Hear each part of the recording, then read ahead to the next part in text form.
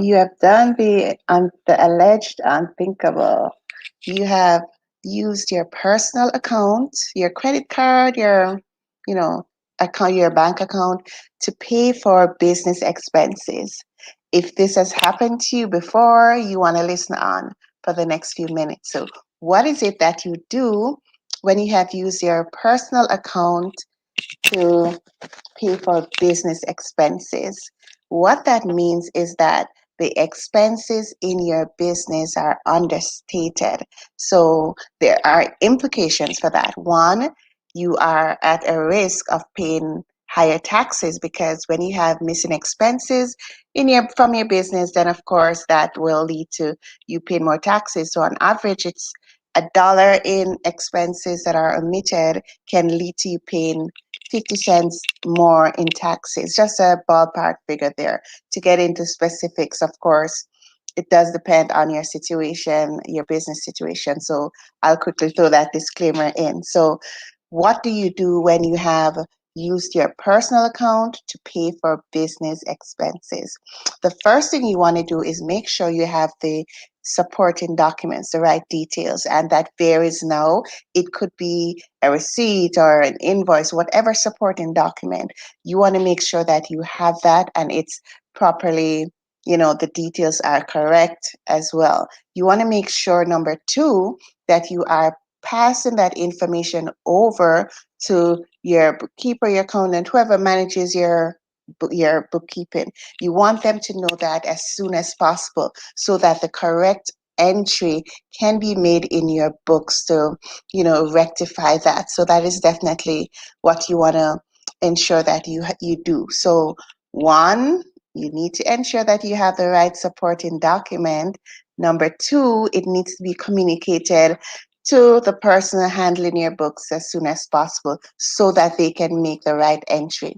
It is important that the correct entry is made for that because that is going to go to the expense and the shareholders loan depending on how your books are set up. So make sure that whoever is handling your books, they do understand how to record this transaction because if it is not recorded properly, then of course your books are more chaotic and just more messy and definitely not accurate.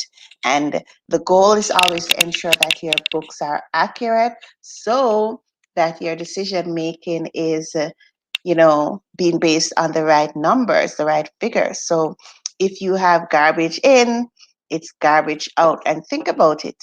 It is so important to have information that is correct, timely, and is useful, especially in your business.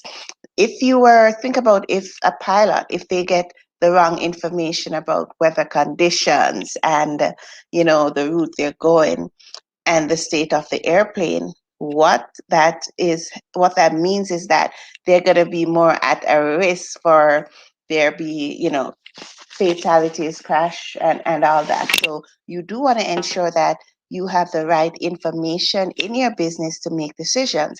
And it starts from having good bookkeeping. It all starts with that. That's the foundation.